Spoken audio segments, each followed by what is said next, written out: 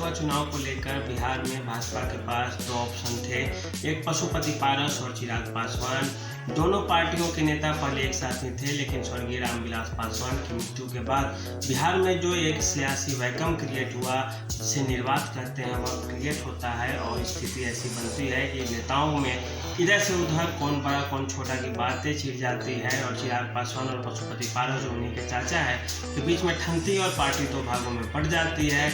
उसके बाद पशुपति पारस सोचते हैं कि हम बड़े हैं और पार्टी के नेतृत्व करता है और भाजपा मान भी लेती है। अमित शाह, प्रधानमंत्री मोदी, कैबिनेट में उन्हें जगह भी दी जाती है। चिराग पासवान को अलग से जगह दी जाती है। चिराग पासवान गुफरे गुफरे या बिफरे बिफरे से रहते हैं और उसके बाद वो एक अलग पार्टी की नींव रखते हैं, लोक जनशक्ति पार्टी रामविलास।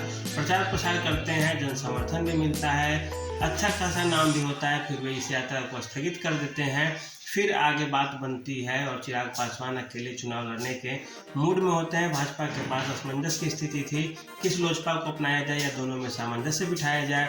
दोनों में यदि सामंजस्य बिठाया जाए तो रिश्ता नीतीश कुमार के साथ बुरा हो सकता था और नीतीश कुमार जो 16 सीटों पर लड़ रहे हैं, उनके सीटों की संख्या 9-10 हो सकती थी और एक मुख्यमंत्री के लिए यह आसान चीज़ नहीं था और उनका अपमान भी होता।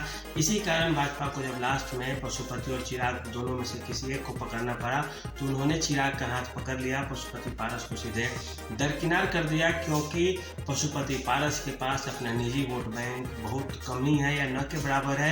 चिराग पासवान के पीछे देखें तो बड़ी भीड़ है, उनके पास अपनी जाति के अलावा भी अन्य जातियों का वोट बैंक मिलता है उनको और इसके साथ ही वे बिहार में एक्टिव भी ज़्यादा है। उनके समर्थक हैं सभी जातियों से, सभी समूह से, सभी धर्मावलंबियों को मानने वाले लोग चिराग पासवान से ज़्यादा खुश रहते हैं। एक लॉजिक के साथ कोई चीज़ बोलते हैं, लोकसभा हो या राज्यसभा, मोदी सरकार के पीठ पीछे ही खड़े रहते हैं और हर बात पे अपना विचार प्रस्तुत करते हैं, समर्थन देते हैं और भाजपा के इशारे पर काम भी करते थे। इससे पहले के भी कुछ चुनावों में, अभी कहना यह सही नहीं होगा, उन्होंने सीधे सीधे एक सत्ताधारी दल को या सत्ताधारी राजनेता को दरकिनार किया, उनके विचारों को मानने से इनकार कर दिया और इसी कारण वे प्रधानमंत्री मोदी और अमित शाह और भाजपा के शीर्ष नेताओं के करीब होते चले गए।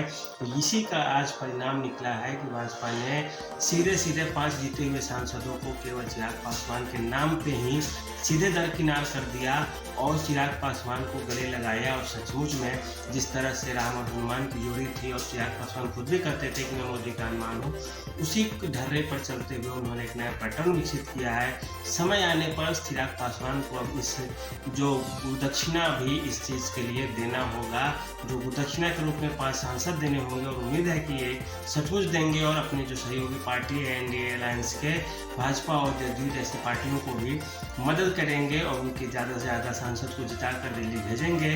नीतीश कुमार से जो गहमा-गहमी चल रही थी उसे भी भाजपा के द्वारा नेगोशिएट करके चिराग पासवान और नीतीश कुमार में दोस्ती करा दी गई है। अब आगे कहाँ बात पहुँचती है तो देखने लायक होगी, लेकिन वर्तमान में यही है कि यदि तीनों मजबूती से चुनाव लड़े, जीतन राम मांझी और उपेंद्र कुशवाहा जैसे नेता भी हैं तो ये सचमुच में लोकसभा चुनाव में एक बेहतर प्रदर्शन कर सकते हैं बनस्पत की, राजद और कांग्रेस के। तो आज के लिए इतना ही, धन्यवाद।